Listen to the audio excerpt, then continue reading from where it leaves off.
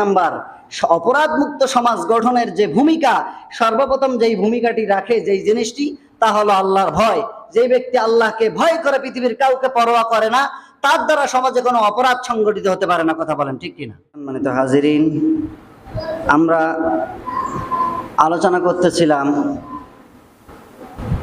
যে অপরাধ মুক্ত সমাজ গঠনে কোরআনুল কারীম এর ভূমিকা, কোরআনুল কারীম অপরাধ দমনে তার ভূমিকাটা কি রকম, সেটাই আমরা আলোচনা করতেছিলাম। এর ধারাবাহিকতায় আমরা 10টি পয়েন্ট আলোচনা করতে চেয়েছিলাম। তার মধ্যে সর্বপ্রথম যে পয়েন্টটি কথা আমি আপনাদের সামনে গত জুমায় আমি তুলে ধরেছিলাম, তা হচ্ছে আল্লাহ ভীতি, আল্লাহর ভয় অন্তর জীবনে নিয়ে আসা। আল্লাহর ভয় ভিতরে না নিয়ে আসা পর্যন্ত একজন মানুষ প্রকৃতপক্ষে আল্লাহর বান্দা হতে পারে। সেই জন্য আল্লাহ তাআলার ভয় নিয়ে আসতে হবে অপরাধ মুক্ত সমাজ গঠনের জন্য। আপনি বলবেন, আল্লাহকে ভয় করলে অপরাধ মুক্ত সমাজ গঠন হবে কিভাবে? একজন মানুষ যখন আল্লাহকে ভয় করে অন্যায় করবে না, চুরি করবে না, মিথ্যে কথা বলবে না, পারিবারিক জীবনে কলহ আসবে না, তাহলে কি সমাজে অশান্তি থাকবে না শান্তি ফিরে আসবে? তাহলে বুঝতে হবে যে আল্লাহর ভয় আমাদের ভিতরে নিয়ে আসাটা জরুরি।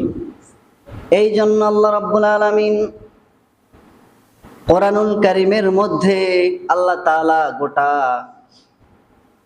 মানব মণ্ডলীকে, সমস্ত ঈমানদারদেরকে ডাক দিয়ে বলেন, ইয়া আইয়ুহাল্লাযীনা আমানুত্তাকুল্লাহা হাক্কা তুকাতিহি ওয়া লা তামুতুন্না ইল্লা ওয়া আনতুম মুসলিমুন।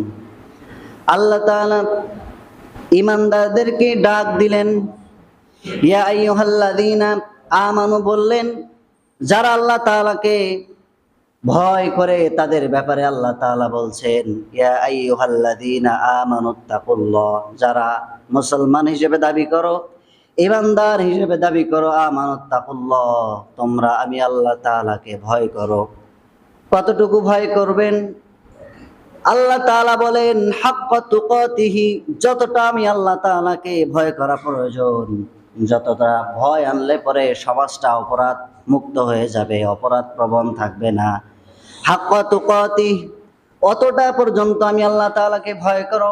আল্লাহ তাআলা শেষের দিকে গুরুত্বপূর্ণ একটি মেসেজ আল্লাহ তাআলা গোটা ঈমানদারদেরকে দিলেন। আল্লাহ তাআলা বলেন যে, ওয়ালা তামুতুন্না ইল্লা ওয়া আনতুম মুসলিমুন, তোমরা ততক্ষণ পর্যন্ত মৃত্যুবরণ করো না, মৃত্যু শয্যায় বিছানায় শায়িত হইও না বান্দা, যতক্ষণ না তোমরা ঈমানদার হতে পারো, যতক্ষণ না পর্যন্ত তোমরা মুসলমান হতে পারো, ততক্ষণ পর্যন্ত তোমরা কেউ মৃত্যুবরণ করো না।